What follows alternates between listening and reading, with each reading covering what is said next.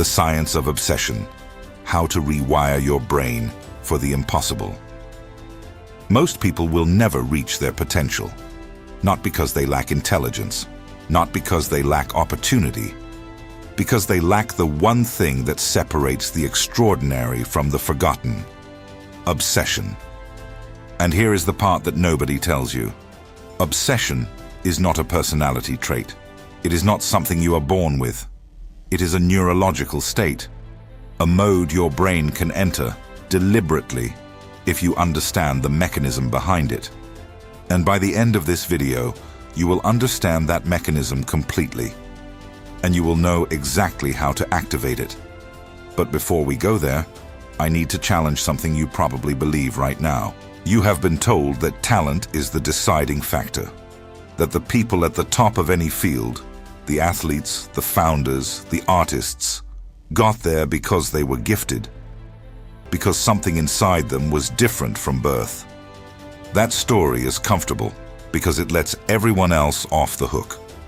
If greatness is genetic, then your current level is not your fault.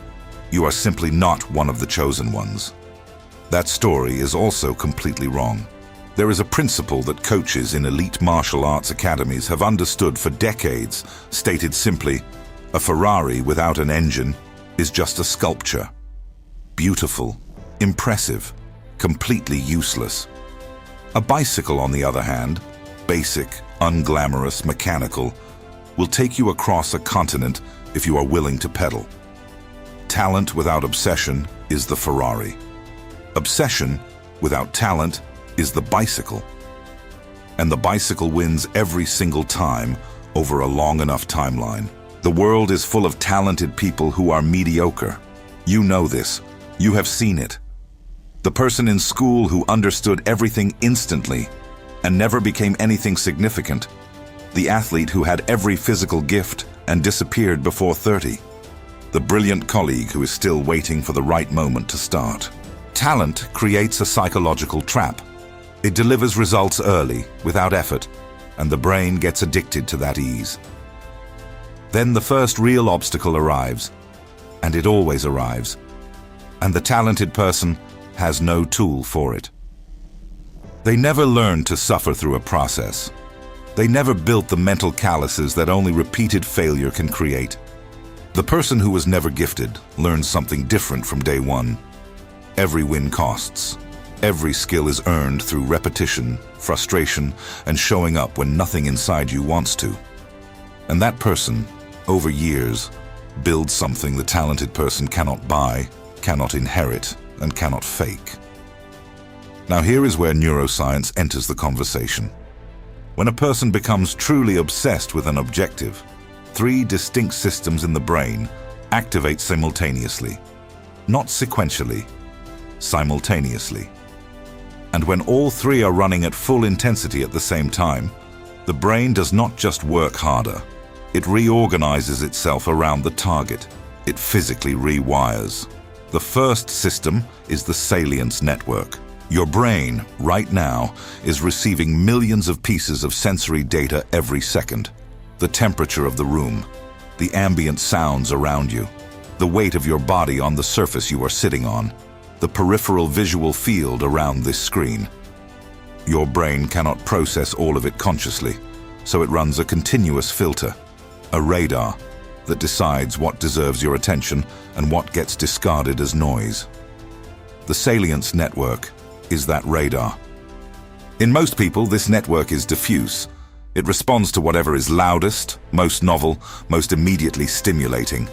Social media notification, sudden sound, passing thought.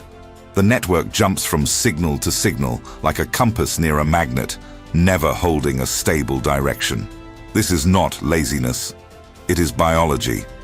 A brain without a committed target has no basis for filtering. Everything seems equally worth attending to, so nothing gets full attention. The moment you commit, genuinely commit, not casually declare, to a specific objective, something changes in the Salience Network. It locks. The radar stops spinning and fixes on a single point. Suddenly, the world becomes organized around one question. Does this bring me closer or further away? Kobe Bryant documented this shift in his own words. He described a state he called the work, where the entire environment collapsed into a single axis, the target and everything else. He arrived at the gym before 4 in the morning, not because a coach required it, not because a contract demanded it, because his Salience Network had reorganized his reality around a single point of reference, and anything that was not moving toward that point was simply invisible to him. By the time his teammates arrived, he had already completed 800 shots. Not to catch up, because catching up was not a concept that existed in his framework. There was only the work, and the next repetition of the work. Albert Einstein described something similar when reflecting on his years of failure before the theory of relativity. He said that during that period, the problem lived inside him constantly, not as a thought he returned to, but as a lens through which everything else was seen. A conversation, a walk, a moment of silence. Every experience was filtered through the same unresolved question. His Salience Network had made that question the organizing principle of his perception. This is why focus is not a discipline you enforce. It is a consequence of commitment.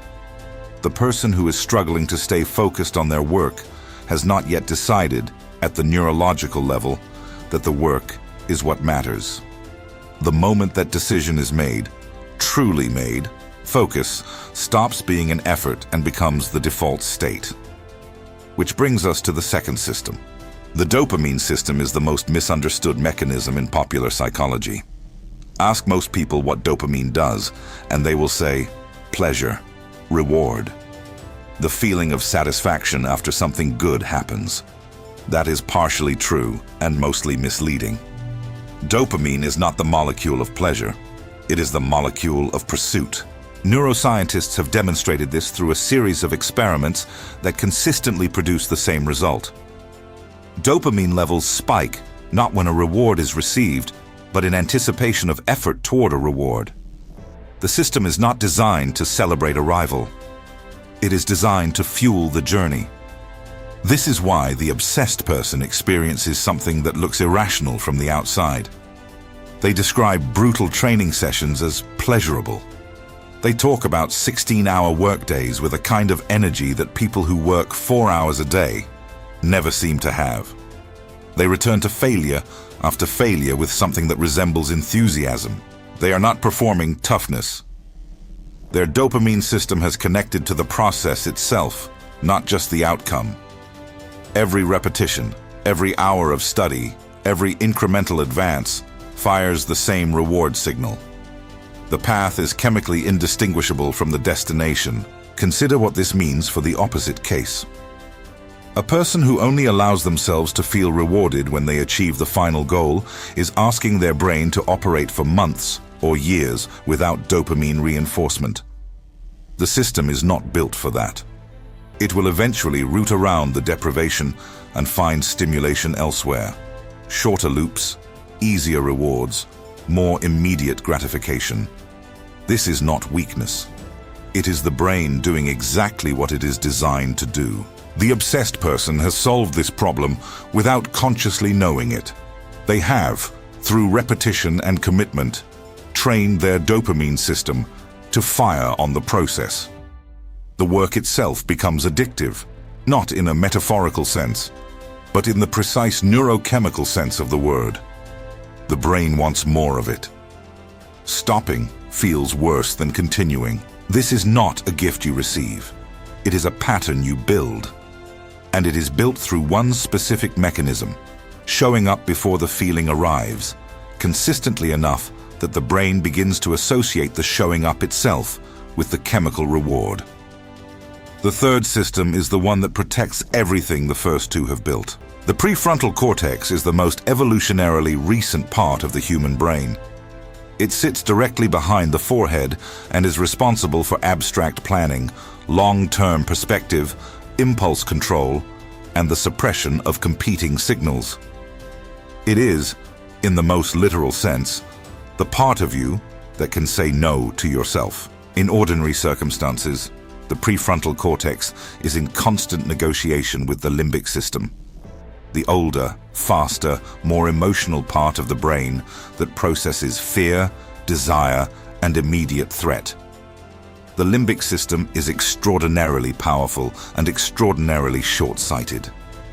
It wants comfort now. It wants to avoid discomfort immediately. It would happily trade 10 years of progress for one night of ease.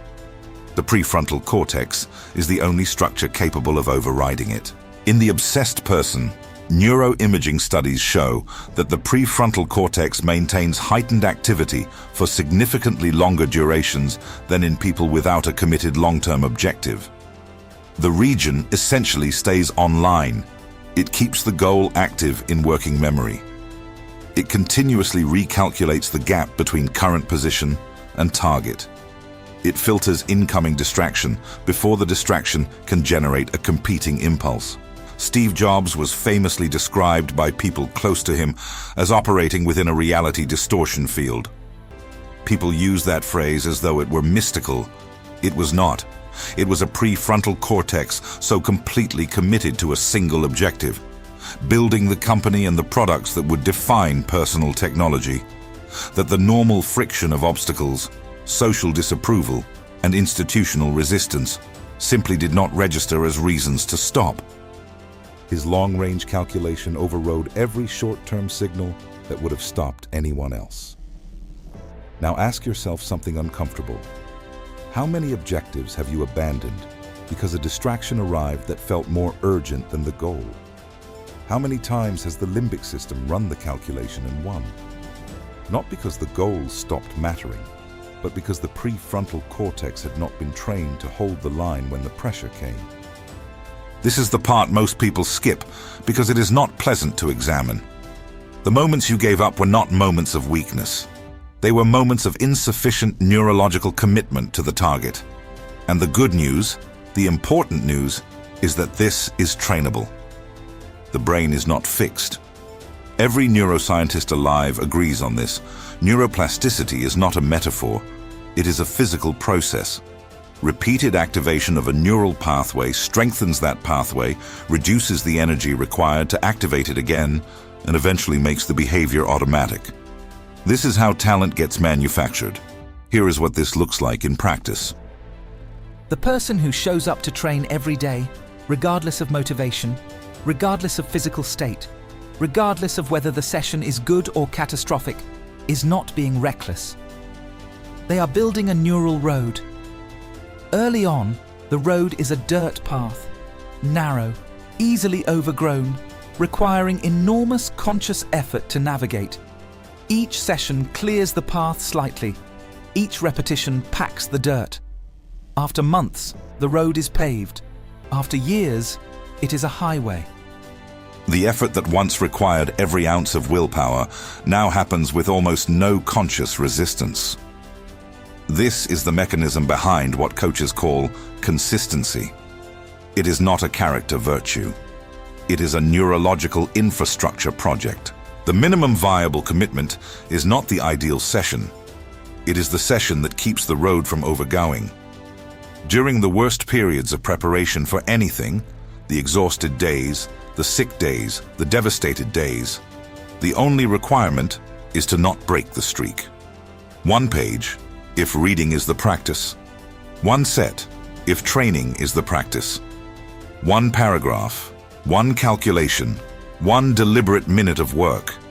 Not because it is enough to build momentum, because it is enough to tell the nervous system that this is what we do, regardless of conditions. The habit survives the day. The identity survives the habit. And this is where the transformation becomes irreversible. When you have shown up long enough, something shifts that goes beyond performance.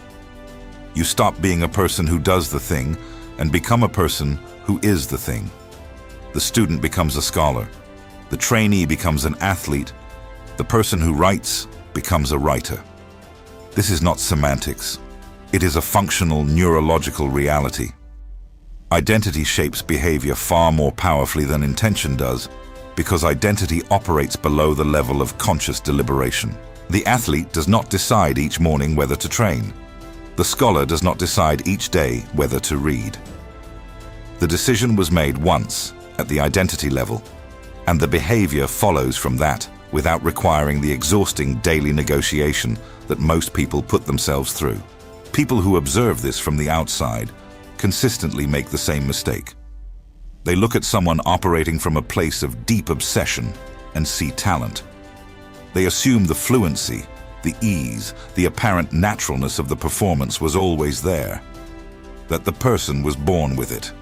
They do not see the years of invisible repetition, the thousands of hours that produce no visible result, the period when the path was still dirt and required everything just to walk 20 feet. This is what you could call manufactured talent, competence so thoroughly rehearsed that it becomes indistinguishable from innate ability. And it is the only kind of talent worth having, because you know exactly how you built it, and you know you can build it again in any other domain you choose to apply it to. There is a price, and it should be stated clearly. Obsession is not comfortable to be around.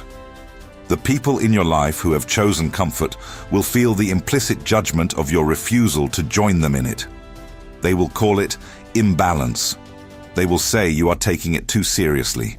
They will suggest, with genuine concern in their voice, that you should relax, that there is more to life, that you will burn out.